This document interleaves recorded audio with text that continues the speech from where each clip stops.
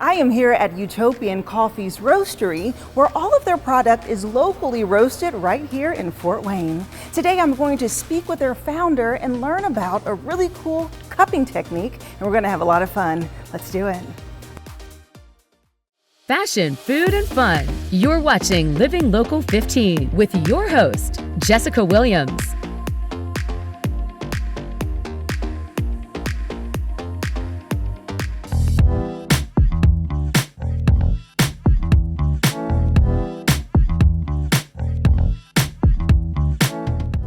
I am grabbing a cup of joe and enjoying the show to a whole new level. I am here at Utopian Coffee with their co-founder, Brendan Maxwell. Hello. Good morning. How are you? Great. I guess Cheers. good afternoon. Right. Even though we're There still we drinking are. coffee. Yeah. We have to. It's so appropriate to taste the goods because you all have been around for almost 2 decades. It doesn't seem like that long, but it's been 18 years now. Wow. Quite the journey. Yes, and you are local. Yeah, and that's you right. care a lot about keeping the brand local as far as your locations, but you ship nationally? Yeah, ship Internationally? nationwide, Okay, and we do a lot of work. Most of our work is overseas, but yeah, ship throughout the country. Yeah, and the bean work is what's so interesting because I'm sure you partner with so many different farms and fields to get really nice, bold beans, right? Yeah, so that's a huge part of my role.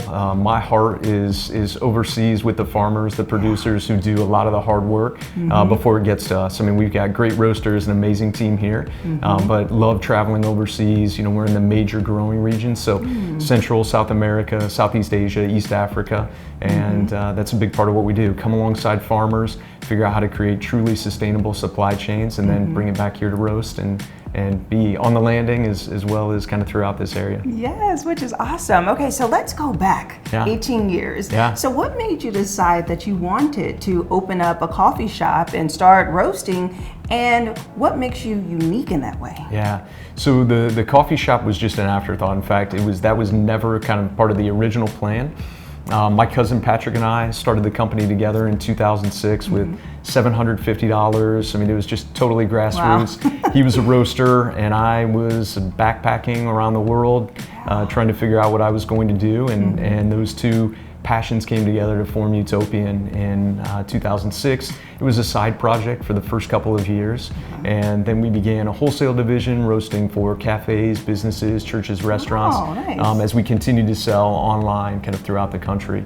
And so as it's evolved through the years, those things are still true, and at the core we're really focused on quality and the sourcing overseas. Right, and so let's talk about the range of products that you have. And first off, I have to say I love the branding. I mean, these packages are so fun and attractive. It's like, oh, I want some coffee and I want it to be cute. That's right. And so what type of products do you offer, and what is the vibe of your coffee? Yeah, great questions. So we're really focused on high-end specialty coffee. So at any one time, we probably have 12 to 20 different offerings online. So if you go to utopiancoffee.com, you can kind of choose from different ranges. If you're into dark roast, Obsidian is a great coffee. It also happens to be one of our new rock certified coffees, which I'm sure we'll talk about here in a minute. Nice. But if you're interested in kind of the brighter, more fruit floral notes, we've got an incredible Ethiopian coffee that just scored a 96 on coffeereview.com. So we've got a great range, a medium roast. Another one of our rock coffees is called Union.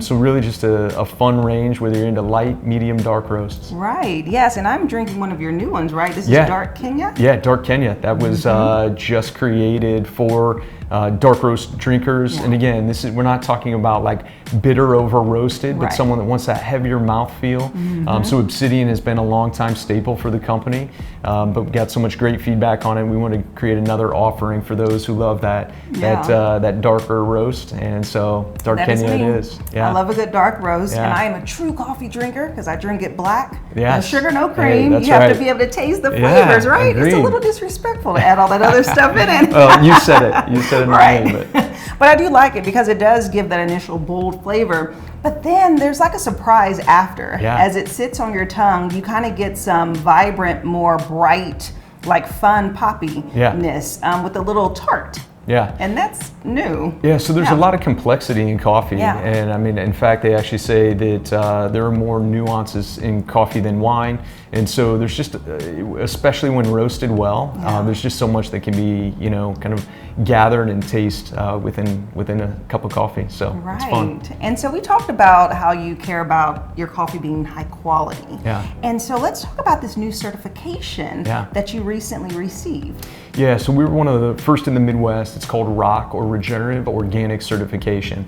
And regenerative agriculture, it kind of harkens back to what once was.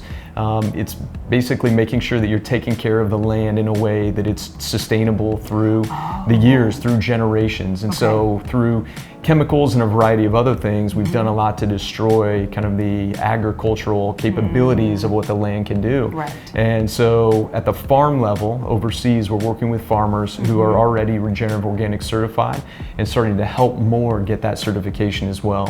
Ultimately, we believe this is the future of coffee and how, even though things are changing around the world for agriculture, this is the way that we believe coffee growers can continue doing it for generations to come. So. Wow, congratulations. Thank you. Yeah, it's fun. Awesome. Especially being in the industry for so long, I'm sure you get excited when there's new ways that you can evolve. For sure, yeah. I mean, there's always new stuff coming out. And we've kind of long held a philosophy that we don't want to be a kind of beholden to the certifications. We want to understand what's good about them and make sure that we're keying in on those parts, but not buy because of certifications. Right. This one was radically different. When we started diving into it, this really, we believe, is going to be the future and like I said, the sustainable path for coffee growers. Yeah, that's great. And since I am speaking with you, the founder and the visionary, I have to ask, can you tease what's coming? What's in your vision moving forward for Utopian? You know, we've got fun things coming. We're continuing to bring more regenerative organic coffees into the lineup. And we have a pretty exciting instant coffee line that will be coming out. Okay. Kind of coming soon. Right. Hopefully by the end of the year. But and that will be in the individual packets that people can just take, drop it in hot water and go? Yeah, for a long time, I mean, instant coffee had a bad reputation. It's not it wasn't recognized as a quality move. And so we've kind of stayed away from that. But over the last couple of years, there are some great manufacturers and partners that we're working with to make it such that it's consistent with the freshness and the quality that we've come to really demand from our brand and that our customers want. And so we're excited about what that looks like. And just whether you're camping or running out of the house quickly for meetings, just an easy, convenient way to still get the same quality. I love that. Okay, so the hardest question. The hardest question, Brendan. What is your favorite coffee out of all of your options? Fair. You know, that's like saying which one of your children is your favorite. Right. It's hard, and it changes. I mean, some of it, you know, like kind of with the seasons, I want certain things. But you know, right now we have a really fun coffee from Guatemala called Café Especial, and it is also one of our regenerative organic certified coffees. And so that's one that we're really enjoying right now, and one that I would say I'm loving. So. Okay, great. Well, thank you so much for chatting with me. Absolutely, I enjoyed learning about your history. And best of luck. Thank you. Next up, I'm going to get a different experience in the coffee process by learning how to cup from their coffee roaster, Nick. Follow us on social media at Living Local 15.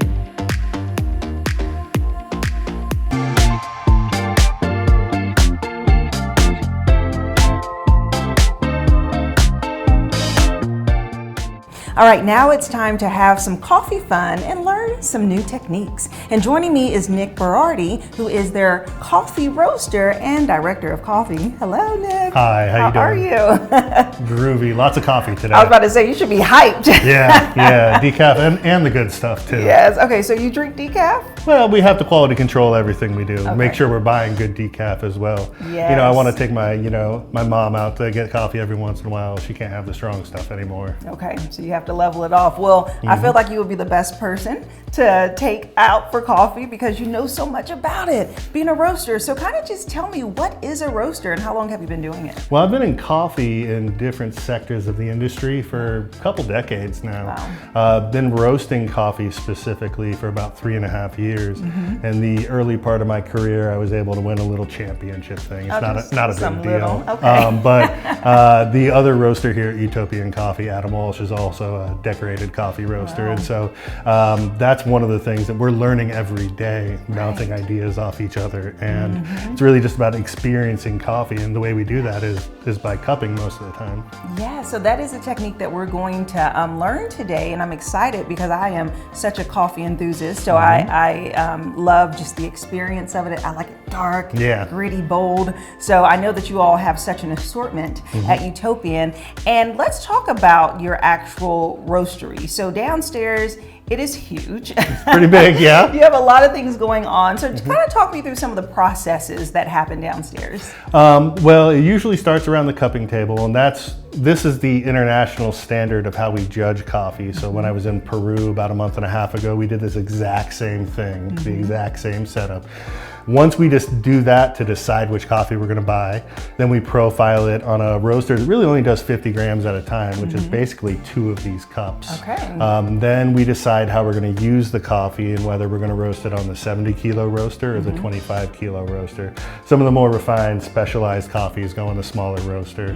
And then we get to drink it, make sure it's good, which is just the best part of my day. Right, yes, absolutely. Okay, well, let's start off with the cupping. So what is cupping and where do we start? Well, it's not the massage cupping where they put the little suction Right. things on your back.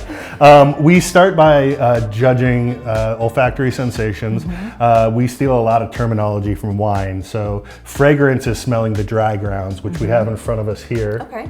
So you have on that side, that's Obsidian. That's a regenerative, organic, certified dark roast. It's not the darkest of the dark roast. Okay. I say I go for roast, not toast. So we're looking for like a marshmallowy sort of sweetness coming out of that. I've got a juicy and vibrant light roast Ecuador here. So we just shake it around, release some of the volatile organic compounds, and then just go right in Yeah, there. like this sniff. Well, you did something not a lot of people know. When you sniff rapid fire like that, it refires your synapses. So you're already a professional. I knew you weren't lying to me. We'll trade off here if you want to smell this Yeah, one. I really like that one. I was about Big to go difference back between in. these two. So more nuanced, interesting, more acidic, but that's what what you were talking about is we roast for everybody here at Utopian.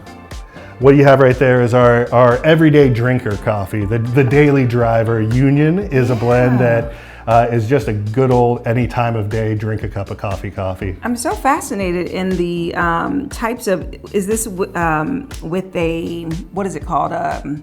There's a word for it, when the bean is a lighter color. There's a little bit of the chaff that comes out in the middle there. Yeah, what is that? It's just the coffee bean is actually the seed of a very specific species of cherry. And so when it's roasted, there's a little silver skin around the coffee bean that as it expands, it releases. Blonde. That's what I was thinking of. Blonde Yeah, you'd bean. see it in like the blonde roast at Starbucks or something like Yes. that. In the darker roast coffees, that stuff kind of burns up and filters away in the fan through the roaster. But you will see it more in the light roast coffees there. So that's more of like a medium-ish light coffee. A little bit more nuanced than like your average diner coffee, but it's going to be just right in the middle of the road, balanced for everybody. Okay, good. This one I have here, I do that. I usually get the coffee unibrow. Right. This one I have here is a little too fresh. You can have coffee that's too fresh. Really? It comes out of the roaster. We need to rest it at least a couple days before we actually drink it because it's kind of chaotic with a lot of stuff going on. This one here, I'll trade you. Yeah. I get a lot of berry and like cardamom spice out of it, but it's a little too fresh. So we actually, that coffee, just yesterday, were awarded 96 points at Coffee Review, a website that's like the authority on judging coffee. Well, we're about to find out. It smells like a granola bar. That honey-like sweetness to it. One of the next stages, though, before we get to the tasting, is go ahead and give you one of these spoons. is the aroma, which, we have to be hoity-toity. Aroma is different than fragrance. Okay. So this crust that has settled onto the top of these cups, we're gonna push that back with the spoon and bend over and smell it as we do that. Okay, so basically the grounds that we just smelled, you have added water to it and Correct. it has steeped. So that's what we're looking at with this crusted top that you were talking about, right? Yeah. So okay. After the coffee steeps for around 4 minutes or so, we'll go ahead and take our spoons, point them away from ourselves like this. Okay. And then we get right on top of this and just push that back and sniff in. Take a big old whiff and just rinse your spoon. And I'm gonna let you do the other 3 on the table there. So what we get from the aroma and the fragrance are going to be similar, but you're going to get little differences and a little more intensity here and there from different things.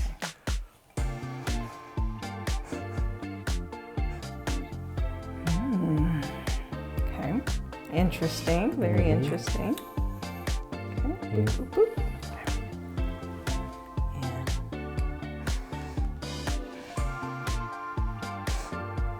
boop. Ooh. Smell that berry in that one. There's a lot going on there. You did that like a professional. You sure you haven't done this before? I've never done this. I was a little concerned I was going to dip my nose in. That's one of those things is, one of the things we focus on here at Utopian Coffee is making sure that it's approachable and accessible. Yeah. Just because this says 96 points on it or this is a super rare processing of a coffee, we still want to make sure that it's not like an emperor has no clothes kind of situation. Right. That's a lot of modern coffee. People focus on trying to be too creative. And it's like, nah, like it's just got to be objectively pleasing in the first place. So let's talk about that. So this cupping process, what does it do in a sense of, because you say you do this every day, and to a viewer, how does it impact them, this process that you're doing? It ensures that you're getting the most consistent, high quality product possible because, for instance, our Obsidian over there, the dark roast, we could buy lesser coffee and toast it up and cover up defective flavors.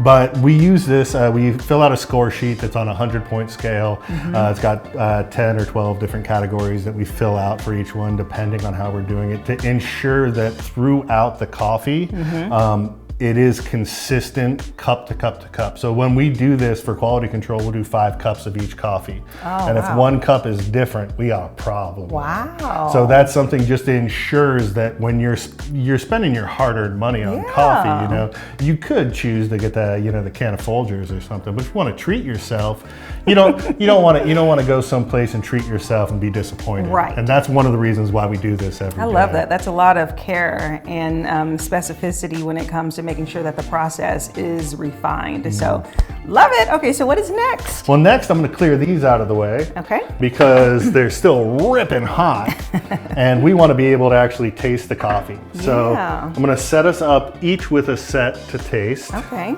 So first cup here on each of our lefts is going to be the Ecuador. Then we have the Ethiopia Alia Bombay, the Union Blend, and the Obsidian. And so now these have been sitting for about 15 or 20 minutes. What we're gonna do here is, and this is why you have the apron and I have my coffee stained shirt, we'll start on the left. So we each have our own set here. We'll just get a little bit of coffee in the spoon. Okay, I'm gonna watch you first. Yep. Bring it up to us here and give it a... Everybody gets so caught up in the sound. These sounds today are amazing. Okay. So when we do that and aspirate the coffee like that, it's to spread it all over the entire mouth. Let me see if I can do it. You don't got to worry about trying too hard on it. It's just making sure you taste. As long as the coffee ends up in your mouth, we're in a good spot. And that's why we always have aprons, because even us professionals get it.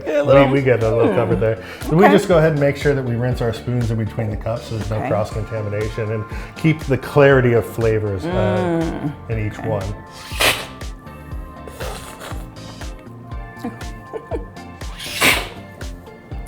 One of the gentlemen I cupped with in Peru when we went down there on our sourcing trip to establish more regenerative organic certified relationships, his name was A. Bear, and the way he slurped coffee, it went through his 2 front teeth and whistled. Oh! I can't quite do that. You can do it, come on. So you should be getting the full spectrum of the flavors there, where it's, even though this coffee doesn't look as dark as the darkest roast, it's really developed. It's almost like brisket, slow and low. So instead of burning the outside, we just really develop the inside. So what is the point of taking the sip off of the top level instead of just taking it and taking a sip like that? Gotcha. Well, even though we broke the crust with the spoon, most of the grounds of the coffee fell to the bottom of the cup. So if we pick that up and take a sip, we're getting a mouthful of grounds. Okay. This also allows us then we normally share cups around the table when we do quality control in the morning. So that way we can each taste every single cup easier rather than them getting out of order or something like that. And this is a special, is this an actual cupping spoon? Yeah, we have I've never our seen a spoon like fun this. little toys, different shaped spoons, things like that. People prefer different things. Yeah. But the idea is really just so we can fully immerse ourselves into the coffees, to where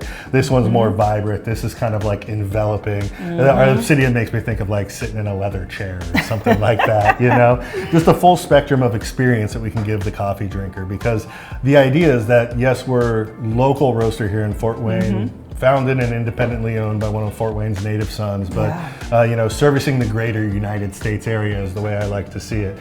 We want to make sure that there's coffee for everybody here, and the easiest way to do that is make sure that we have an open mind and drink it all. Yeah, and having experts like you. Well, and testing fun it people out. to drink coffee with too. Right.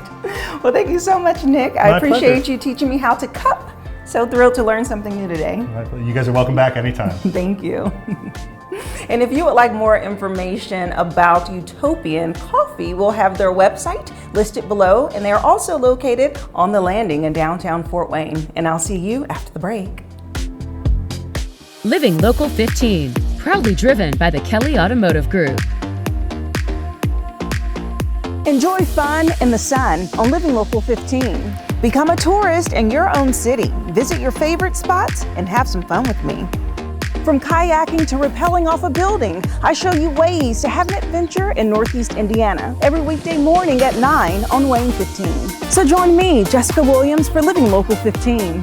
Watch Living Local 15 with Jessica Williams, weekdays at 9 on Wayne 15, and catch past episodes on Wayne.com. Go to the Living Local 15 page on Wayne.com for recipes from the show, to watch a segment again, and to get information on products and services featured on Living Local 15.